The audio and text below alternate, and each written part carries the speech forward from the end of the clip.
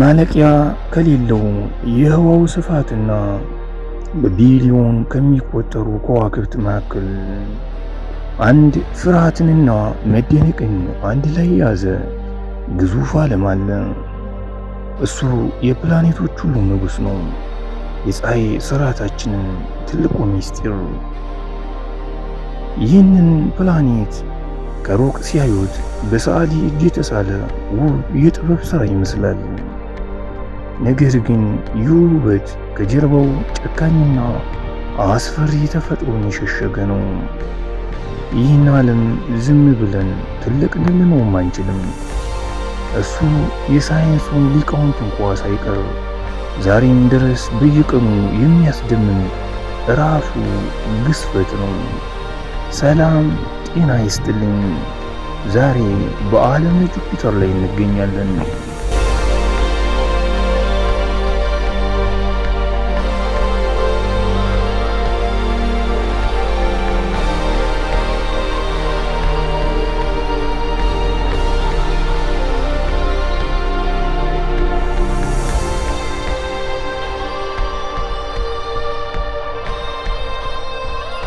ጁፒተር ግዙፍ ነው ስንላችሁ እንዴት መሰላችሁ? የኛን ውድ ምድር የመሳሰሉ ከ1300 በላይ ፕላኔቶችን በውስጡ መዋጥ ይችላል። በፀሐይ ስርዓታችን ውስጥ ያሉትን ፕላኔቶች በሙሉ በአንድ አቅልጠን ብንቀላቀላቸው እንኳ ጁፒተር ከሁሉም በሁለት እጥፍ ይበልጣል። በትክክል ይህ ዓለም እውነት ግዝፈት ራሱ ነው። ነገር ግን ይህን ያህል ግዙፍ አካል በራሱ ምህዋር ላይ የሚሽከረከረው በሚያስደነግጥ ፍጥረት ነው። ምድር አንድ ጊዜ ለመዞር ወይንም አንድ ዕለት ለመሙላት 24 ሰዓት ይፈጅባታል። በጁፒተር ላይ አንድ ዕለት ወይም ቀንና ማታ የሚባሉ የ10 ሰዓት አጭር ጊዜ ብቻ ነው። ይህ እጅግ የፈጠነ ሽክርክሪት በከባቢ አየሩ ላይ ከፍተኛ መታወክን ይፈጥራል። በገጹ ላይ የምናያቸው እነዚያ ውብ መስመሮች በእውነት ደመናዎች አይደሉም። እነሱ በሰዓት በመቶዎች የሚቆጠሩ ኪሎ ሜትሮችን የሚጋልቡ የሃይድሮጅንና የሂሊየም መርዛማ ማዕበሎች ናቸው። ከሁሉም በላይ ደግሞ ለአያሌ ዘመናት ሳይጠፋ የኖረም ታላቁ ቀይ ነጥብ ይገኛል። ዘ ግሬት ሬድ ስፖት ይሉታል። ይህ ቀይ ነጥብ ቀላል ምልክት አይደለም። እሱ የሰው ልጅ ስልጣኔ ሙሉ በሙሉ ሊውጥ የሚችል ከምድር የሚበልጥ ግዙፍ አውሎ ነፋስ ነው። ለዘመናት ሳይበርድ ሳይቆም ዛሬም በከፍተኛ ኃይል እየተሽከረከረ ይገኛል። ጁፒተር የጋዝ ፕላኔት ነው። በመሆኑም እንደ ምድር ጠንካራ መሬት የለውም። አንድ መንኮራኩር በጁፒተር ላይ ለማረፍ ቢሞክር ልክ በጭጋግ ውስጥ እንደሚያርፍ አውሮፕላን ወደ ታች እየሰመጠ ይሄዳል እንጂ የሚቆምበት መሬት አይገኝም። ነገር ግን ወደ ውስጥ በወረድን ቁጥር ሁኔታው ይበልጥ ያስፈራል። ከላይ ያለው የጋዝ ክምችት የሚፈጥረው የከባቢ አየር ግፊት እጅግ ከፍተኛ በመሆኑ ማንኛውንም የሰው ሰራሽ ብረት ልክ እንደ ወረቀት ሊቀደው ይችላል። ይኸው ከፍተኛ ግፊት ሃይድሮጅኑን ወደ ፈሳሽ ብረትነት ይቀይራል። በፕላኔቱ ማዕከላዊ ክፍል ላይ ደግሞ በምናብ ለመሳል እንኳ በሚከብድ ከፍተኛ የሙቀት ጫና ውስጥ የሚገኝ ከአለትና ከብረት የተሰራ እምብርት ወይም ኮር እንዳለ ሳይንቲስቶች ያምናሉ። ጁፒተር ብቻውን አይደለም። በዙሪያው የሚያንዣብቡ ከ90 በላይ ጨረቃዎች አሉት። እሱ ራሱ የአንድ ትንሽ የፀሐይ ስርዓት ማዕከል ይመስላል። ከነዚህ መካከል ጋሊሊዮ ጋሊሊ የፈለሰፋቸው አራቱ ታላላቅ ጨረቃዎች ልዩ ልዩ ተፈጥሮ አላቸው። አንደኛዋ አይኦ ትባላለች።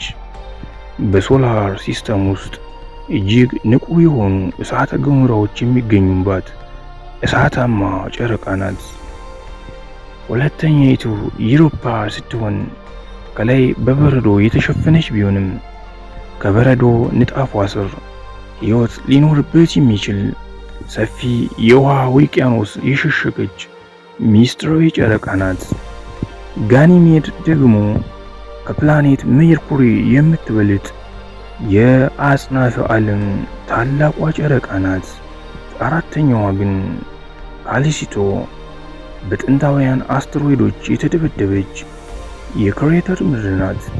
ጁፒተር ባለው እጅግ ከፍተኛ የስበት ኃይል ምክንያት ወደ ውስጠኛው የፀሐይ ስርዓትና ወደ ምድር ሊመጡ የሚችሉ አደገኛ አስትሮይዶችንና ኮሜቶች ወደ ራሱ በመሳብ አቅጣጫቸውን አስቀይሮ ምድራችንን ይታደጋታል። ማእምራነ ፈለክ የጠፈር ቫኪዩም ክሊነር ይሉታል። ፈጣሪ ይህን ግዙፍ ፕላኔት ከምድር ርቆ እንዲቆም ያደረገበት ምክንያት ዝም ብሎ አይደለም።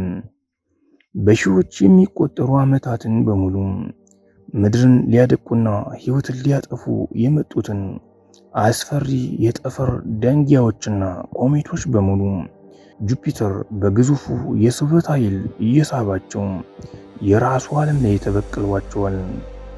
እኛ እዚህ በሰላም ተኝተን እንድንነቃ እዚያ በቢሊዮን ኪሎ ሜትር ርቆ የሚገኘው ጁፒተር ፕላኔታዊ መልአክ ሆኖ ሕይወታችንን ይታደጋል።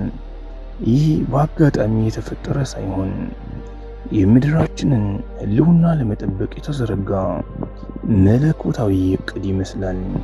ጁፒተር ጨካኝ፣ ውብ፣ አስፈሪ ግን ደግሞ ሕይወት በምድር ላይ በሰላም እንዲቀጥል ያደረገ የህዋው ዓለም ፕላኔታዊ መልአክ እንደሆነ ስናውቅ ሕይወታችን ምን ያህል ስስ እንደሆነችና በየቀኑ በሰላም ውለን የምንድረው ፈጣሪ በዚህ ግዙፍ ፕላኔት በኩል ባዘጋጀልን ስውር ጥበቃ እንደሆነም ስንረዳ ይህ መጽሐፋዊ ቃል ይታወሰናል። ሰማያት የእግዚአብሔርን ክብር ይናገራሉ፣ የሰማዩም ጠፈር የእጁን ሥራ ያሳያል። የተወደዳችሁ አድማጭ ተመልካቾቻችን ዝግጅታችንን ከወደዳችሁት ላይክ አድርጉልን፣ ከተማራችሁበት ደግሞ ሼር አድርጉት። የህዋው ዓለም ከናፈቃችሁና መጎብኘት ካማራችሁ ደግሞ ሰብስክራይብ በማድረግ ቤተሰባችን የሆኑ ወለጠ ስኖ ፋሌክ ሰማይ ምራቢሁ አይመ ወለጠ ስኖ ፋሌክ ሰማይ ምራቢሁ አይመረ ፀሐይ